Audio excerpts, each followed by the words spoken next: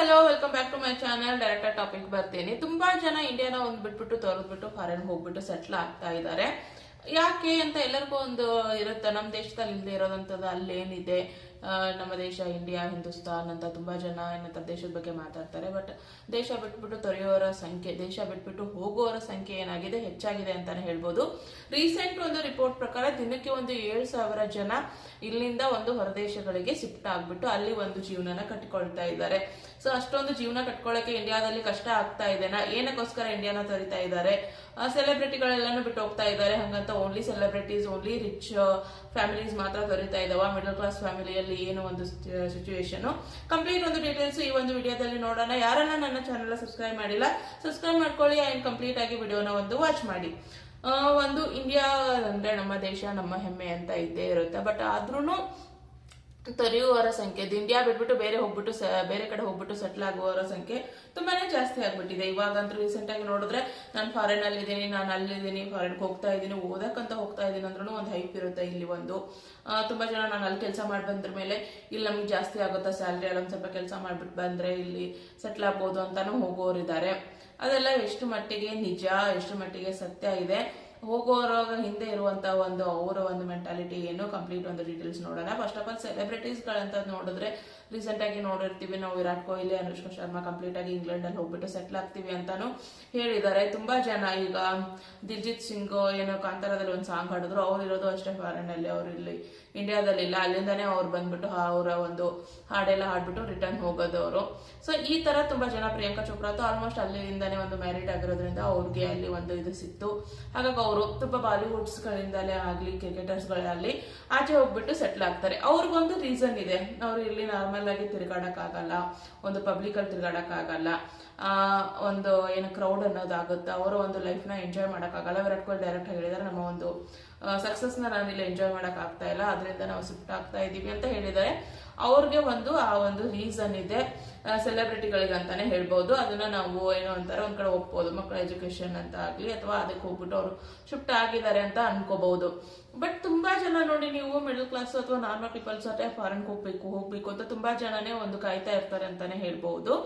ಅದ್ರಲ್ಲಿ ಒಂದು ಡಂಕಿ ಫಿಲ್ಮ್ ನೋಡಿದೀರಾ, ಶಾರುಖ್ ಖಾನ್ ಒಂದು ಡಂಕಿ ಫಿಲ್ಮು, ಅದರಲ್ಲೂ ಅದನ್ನೇ ತೋರಿಸಿರೋದು. ಇವಾಗ ಹೆಂಗಂದ್ರೆ ಆಚೆ ಡಂಕಿ ರೂಟ್ ಅಂತಾನೆ ಕರೀತಾರೆ ಅದಕ್ಕೆ. ಆ ತರ ಅಂದ್ರೆ ಒಂದು ಇಲ್ಲಿಗಲ್ ಇಂದ ಒಂದು ದೇಶಕ್ಕೆ ಎಂಟ್ರಿ ತಗೊಳ್ಳೋದು. ಇವಾಗ ಲೀಗಲ್ ಆಗಿ ತಗೋಬೇಕಂದ್ರೆ ತುಂಬಾನೇ ಅವ್ರ ಪಾಸ್ಪೋರ್ಟ್ ಹಾಕ್ಬೇಕು ಅಥವಾ ಅವ್ರೊಂದು ವೀಸಾ ಸಿಗ್ಬೇಕು ನಮಗೆ, ಅದನ್ನ ಈಚ್ ಅಂಡ್ ಚೆಕ್ ಮಾಡ್ತಾರೆ, ಅವ್ರ ಬ್ಯಾಕ್ ಗ್ರೌಂಡ್ ಚೆಕ್, ಅದು ಇದು ತುಂಬಾನೇ ಇರುತ್ತೆ, ತುಂಬಾ ಟೈಮ್ ತಗೊಳುತ್ತೆ. ಅದರಿಂದ ಏನಾಗ್ತಾರೆ, ಡಂಕಿ ರೂಟ್ಸ್ ಗಳಿಂದ ತುಂಬಾ ಜನ ಎಂಟ್ರಿನ ತಗೋತಾರೆ. ಅದಕ್ಕೆ ಮೀಡಿಯೇಟರ್ಸ್ ಗಳು ತುಂಬಾ ಜನ ಇದಾರೆ ಅಂತಾನೆ ಹೇಳ್ಬಹುದು ನಮ್ಮ ಇಂಡಿಯಾದಲ್ಲಿ. ಈ ತರ ಹೋಗ್ಬಿಟ್ಟು ಅಲ್ಲಿ ಹೋಗ್ಬಿಟ್ಟು ಆ ದೇಶದಲ್ಲಿ ಏನಾದ್ರೂ ಒಂದು ಸಿಕ್ಕಾಕೊಂಡ್ರೆ ಅವ್ರಿಗೆ ತುಂಬಾ ಪ್ರಾಬ್ಲಮ್ ನ ಅನುಭವಿಸಿ ಈ ಕಡೆ ವಾಪಸ್ ಬಂದ್ಬಿಟ್ಟು ದುಡ್ಡು ಇಲ್ಲ. ಅದು ಒಂದು ರಿಯಲ್ ಸ್ಟೋರಿನೂ ಇದೆ, ನೀವು ನೋಡಬಹುದು. ಒಬ್ರು ಒಂದು ಹೊಲ ಮಾರ್ಬಿಟ್ಟು 2 ಎಕರೆ ಹೊಲ ಮಾರ್ಬಿಟ್ಟು ಆ ದುಡ್ಡನ್ನ ಕಟ್ಬಿಟ್ಟು ಡಂಕಿ ರೂಟ್ಸ್ ಅಲ್ಲಿ, ಅಂದ್ರೆ ಡೈರೆಕ್ಟ್ ಆಗಿ ಹೋಗಿರಲ್ಲ, ಅವರು ವೀಸಾ ಎಲ್ಲ ತಗೊಂಡು ಡಂಕಿ ರೂಟ್ಸ್ ಇಲ್ಲೆಗಲ್ ಇಂದ ಎಂಟ್ರಿ ಕೊಟ್ಟಿದ್ದು ಬೇರೆ ದೇಶಕ್ಕೆ, ಅಲ್ಲಿ ಸಿಕ್ಕಾಕೊಂಡು ವಾಪಸ್ ಬರ್ತಾರೆ. ಬಟ್ ಅಲ್ಲಿ ಬಂದ್ಮೇಲೆ ಅವ್ರಿಗೆ ಏನಾಗುತ್ತೆ, ಅದು ಕಂಪ್ಲೀಟ್ ದುಡ್ಡು ಹೋಯ್ತು, ಈ ಕಡೆ ಕೆಲಸನೂ ಇಲ್ಲ, ಏನೂ ಇಲ್ಲ, ಲಾಸ್ ಅಂತಾನೆ ಹೇಳ್ಬಹುದು. ಆ ತರ ಪ್ರಾಬ್ಲಮ್ ನ ಫೇಸ್ ಮಾಡಿದ್ದಾರೆ. ಈ ತರ ಪ್ರಾಬ್ಲಮ್ಗಳಿದ್ರು ಕೆಲವೊಂದ್ ಕಡೆ ನೋಡ್ಬೇಕು, ಇಂಡಿಯಾದವ್ರಿಗೆ ಸೆಕ್ಯೂರಿಟಿ ಇಲ್ಲ, ಇಂಡಿಯಾದವ್ರ ಒಂಥರ ನೋಡ್ತಾರೆ ಅಂತ ಹೇಳ್ತಾರೆ.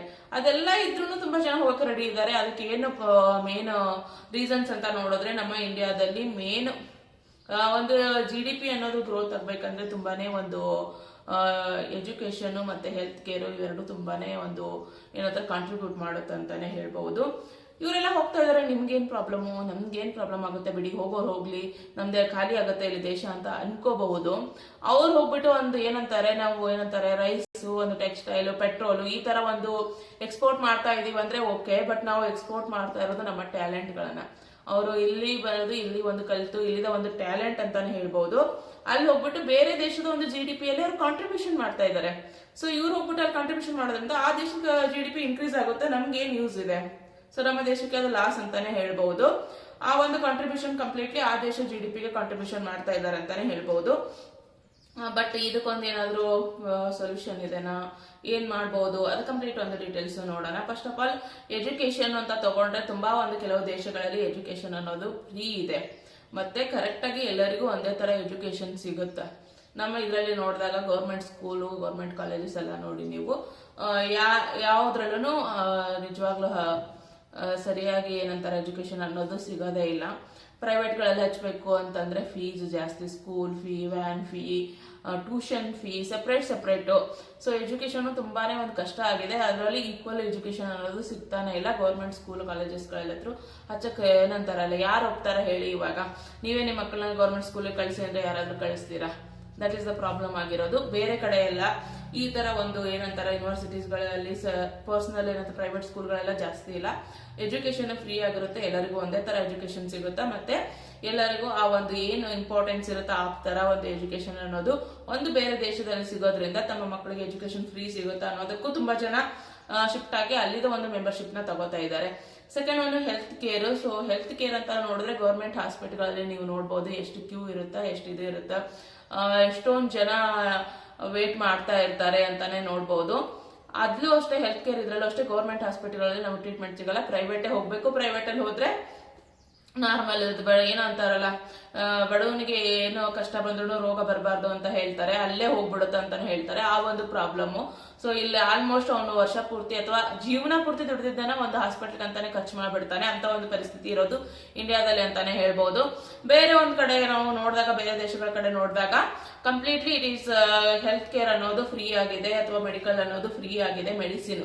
ಸೊ ಯಾವಾಗ ನಮಗೆ ಒಂದು ಎಜುಕೇಶನ್ ಅನ್ನೋದು ಫ್ರೀ, ಮೆಡಿಸಿನ್ ಅನ್ನೋದು ಫ್ರೀ ಆಗಿ ಸಿಗುತ್ತೋ ಆ ದೇಶ ಇಂಪ್ರೂವ್ ಆಗುತ್ತೆ ಅಂತಾನೆ ಹೇಳ್ಬೋದು. ಸೊ ಕೆಲವೊಂದ್ ಕಡೆ ಮೆಡಿಸಿನ್ ಮತ್ತು ದೇಶಗಳಲ್ಲಿ ಮೆಡಿಸಿನ್ ಮತ್ತೆ ಎಜುಕೇಶನ್ ಅನ್ನೋದು ಫ್ರೀ ಇರೋದ್ರಿಂದ ತುಂಬಾ ಜನ ಅಲ್ಲಿ ಹೋಗ್ಬಿಟ್ಟು ಒಂದು ತಮ್ಮ ಲೈಫ್ ನ ಕಟ್ಕೊಳ್ಳಕ್ಕೆ ಒಂದು ಕಾಯ್ತಾ ಇದಾರೆ ಅಂತಾನೆ ಹೇಳ್ಬಹುದು. ನೆಕ್ಸ್ಟ್ ಬಂದ್ಬಿಟ್ಟು ನಮ್ಗೆ ಟ್ಯಾಕ್ಸ್ ಅಂತ ನೋಡಿದಾಗ ನಾವು ದುಡಿದಿರೋ ಸ್ಯಾಲ್ರಿಗೆ ಟ್ಯಾಕ್ಸ್ ಕಟ್ತೀವಿ. ಆಮೇಲೆ ಇಂಡಿವಿಜುವಲ್ ಆಗಿ ನಾವು ಏನ್ ಐಟಮ್ಸ್ ತಗೋತೀವೋ ಅಥವಾ ಅದ್ರ ಮೇಲೇನೂ ಟ್ಯಾಕ್ಸ್ ಕಟ್ತೀವಿ. ಒಂದೊಂದು ಐಟಮ್ ತಗೋಬೇಕಾದ್ರೂ ಅದ್ರ ಮೇಲೇನೂ ನಾವು ಒಂದೊಂದಕ್ಕೂ ಟ್ಯಾಕ್ಸ್ ಪೇ ಮಾಡ್ಲೇಬೇಕು. ಬಟ್ ಅದೇ ಒಂದ್ ಕಡೆ ಇವಾಗ ದುಬೈ ಅಂತ ತಗೊಂಡ್ರೆ ಟ್ಯಾಕ್ಸ್ ಫ್ರೀ. ಸೊ ನಾವು ಒಂದ್ 50 ಲಕ್ಷ ದುಡ್ದಿದೀವಿ ಅಂದ್ರೆ ನಮ್ಗೆ ಇಲ್ಲಿ ಕೈಗೆ ಹತ್ತದೆ 35 lakhs. ಅಲ್ಲೇ ಒಂದ್ 50 ಲಕ್ಷ ದುಡ್ದಿದೀವಿ ಅಂದ್ರೆ 50 ಲಕ್ಷನು ಆಲ್ರೆಡಿ ನಾವು ಅಲ್ಲಿ ಏನಾಗುತ್ತೆ 15 ಲಕ್ಷ ಸೇವ್ ಮಾಡಿದೀವಿ ಅನ್ನೋ ತರ ಆಗುತ್ತೆ. ಅಲ್ಲಿ ಬಿಟ್ಬಿಟ್ಟು 15 ಲಕ್ಷ ನೀನ್ ಖರ್ಚು ಮಾಡ್ಬಿಟ್ಟು 35 lakhs ಅವ್ನ ಫ್ಯಾಮಿಲಿ ಕಳಿಸಬಹುದಲ್ಲ ಅವನು. ಸೊ ಅದು ಇಲ್ಲಿರೋದು. ಇಲ್ಲಿ 35 ನಲ್ಲಿ ಮತ್ತೆ ಅವ್ನು ಖರ್ಚು ಮಾಡ್ಬಿಟ್ಟು ಎಷ್ಟು ಸೇವ್ ಮಾಡಕ್ ಆಗತ್ತಾ? ಅದೇ ಒಂದು ಏನಂತಾರಲ್ಲ ಡಿಫ್ರೆನ್ಶಿಯೇಷನ್ ಇರೋದು. ಒಂದು ಬೇರೆ ದೇಶಗಳಿಗೆ ಹೋಗಕ್ಕೆ ಜನ ಕಾಯ್ತಾ ಇರೋದು. ಮತ್ತೆ ಲಕ್ಸುರಿಯಸ್ ಲೈಫ್ ಅಂತಾನೆ ಹೇಳ್ಬೋದು. ತುಂಬಾ ಜನ ಸೋಷಿಯಲ್ ಮೀಡಿಯಾಗಳಿಂದ ಇನ್ಫ್ಲೂಯೆನ್ಸ್ ಆಗ್ತಾರೆ. ಅವ್ರ ಫ್ರೆಂಡ್ಸ್, ರಿಲೇಟಿವ್ಸ್ ಎಲ್ಲ ಹೊರ ದೇಶದಲ್ಲಿ ಇದ್ದು ಒಂದು ವಿಡಿಯೋಸ್ ನ ಮಾಡಿ ಹಾಕಿದಾಗ ಇಲ್ಲಿ ನಮ್ದೊಂದು ಕಲ್ಚರ್ ಚೆನ್ನಾಗಿದೆ, ಇಲ್ಲೊಂದು ಫ್ರೀಡಮ್ ಇದೆ, ನಮ್ಗೆ ವರ್ಕ್ ಬ್ಯಾಲೆನ್ಸ್ ಇದೆ, ನಮ್ಗೆ ಫ್ರೀ ಆಗಿ ಅದು ಸಿಗುತ್ತೆ ಇದು ಸಿಗುತ್ತೆ ಅಂತ ಹಾಕಿದಾಗ ಇಲ್ಲಿ ಕೆಲವೊಬ್ರು ಇನ್ಫ್ಲೂಯೆನ್ಸ್ ಆಗ್ತಾ ಇದಾರೆ ಅಂತಾನೆ ಹೇಳ್ಬೋದು. ಯಾರು ಆಗ್ತಾ ಇಲ್ಲ ಅಂತ ಹೇಳಕ್ಕಾಗಲ್ಲ. ಇವಾಗ ನೀವೇ ನಿಮ್ ಫ್ರೆಂಡ್ ಒಂದು ಇವಸ ಎಲ್ಲ ಇದ್ಬಿಟ್ಟು ಇಲ್ಲೊಂದು ವರ್ಕ್ ಕಲ್ಚರ್ ಚೆನ್ನಾಗಿದೆ ಕಣೋ, ಒಂದ್ 8 hour ಕೆಲಸ ಮಾಡಿದ್ರೆ ಸಾಕು, ಆರಾಮಾಗಿ ಸ್ಯಾಲರಿ ಸಿಗುತ್ತೆ, ರಿಮೈನಿಂಗ್ ನೀವು ಬೇರೆ ಬೇರೆ ಕೆಲಸಗಳು ಮಾಡ್ಕೋಬಹುದು, ಈಜಿಯಾಗಿ ಕೆಲಸ ಸಿಗುತ್ತಾ, ಆತರ ಎಲ್ಲ ಹೇಳಿದಾಗ ಒಂಥರ ಚೆನ್ನಾಗಿರ್ಬೋದು. ಆರಾಮಾಗಿ ಖರ್ಚು ಮಾಡಿಬಿಟ್ಟು ನಾವು ಇಷ್ಟು ಅಂತ ಸೇವ್ ಮಾಡ್ಬಿಟ್ಟು ಫ್ಯಾಮಿಲಿ ಕಳಿಸ್ಬೋದು ಅಂತ ಹೇಳಿದಾಗ ಎಲ್ಲರಿಗೂ ಅನ್ಸುತ್ತೆ ನಾವು ಹೋಗ್ಬೇಕು ಅಂತ. ಆ ತರ ತುಂಬಾ ಜನ ಹೋಗ್ತಾ ಇದಾರೆ ಅಂತಾನೆ ಹೇಳ್ಬಹುದು. This is what completely the ಒಂದು ಡೀಟೇಲ್ಸ್ ನನ್ನ ಪ್ರಕಾರ ಏನಕ್ಕೆ ಇಂಡಿಯಾನ ತೊರೆದ್ಬಿಟ್ಟು ಹೋಗ್ತಾ ಇದಾರೆ ಅಂತ. ಸೊ ನಾವು ಇದನ್ನ ತೊರೆದ್ಬಿಟ್ಟು ಹೋಗ್ತಾ ಇದಾರೆ, ಹೋಗೋರು ಹೋಗ್ಲಿ ಅಂತ ಸುಮ್ಮನೆ ಇದ್ರೆ ಒಂದು ದಿನ ನಾವು ಯಾವ ತರ ಪರಿಸ್ಥಿತಿ ಬರುತ್ತೆ ಅಂದ್ರೆ ನಮ್ ಇದ್ರಲ್ಲಿ ಟ್ಯಾಲೆಂಟ್ ಅನ್ನೋದು ಇರಲ್ಲ ಅಂತಾನೆ ಹೇಳ್ಬೋದು. ಇಂಡಿಯಾದಲ್ಲಿ ಅಷ್ಟು ಜನ ಹೊರಗಡೆ ಹೋಗ್ಬಿಟ್ಟು ಅವರ ಒಂದು ದೇಶದಿಂದ ತಗೊಂಡು ಅವರ ಒಂದು GDP ನಲ್ಲಿ ಕಾಂಟ್ರಿಬ್ಯೂಷನ್ ಮಾಡ್ತಾರೆ. ನಮ್ಮ ದೇಶ ಗ್ರೋತ್ ಆಗಲ್ಲ, ನಾವು ಅಲ್ಲೇ ಇರ್ತೀವಿ ಅಂತಾನೆ ಹೇಳ್ಬೋದು. ತುಂಬಾ ಸಲ ನೋಡ್ಕೊಂಡಿರ್ತೀವಿ ನಾವು, ನರೇಂದ್ರ ಮೋದಿ ಅವರು ಹೇಳ್ತಾ ಇದಾರಲ್ಲ ಮೇಡಮ್ ಇವಾಗ GDP ಗ್ರೋತ್ ಆಗ್ತಾ ಇದೆ ಅಂತ ಅನ್ಬಹುದು ನೀವು. GDP ಗ್ರೋತ್ ಅನ್ನೋದು ನಮ್ಮ ಇದರಲ್ಲಿ ಒಂದು ಕಂಟಿನ್ಯೂ ಆಗಿ ತಗೊಂಡ್ರೆ ಇವಾಗ 1 ಲಕ್ಷ ನಮ್ಗೆ ಇನ್ಕಮ್ ಇದೆ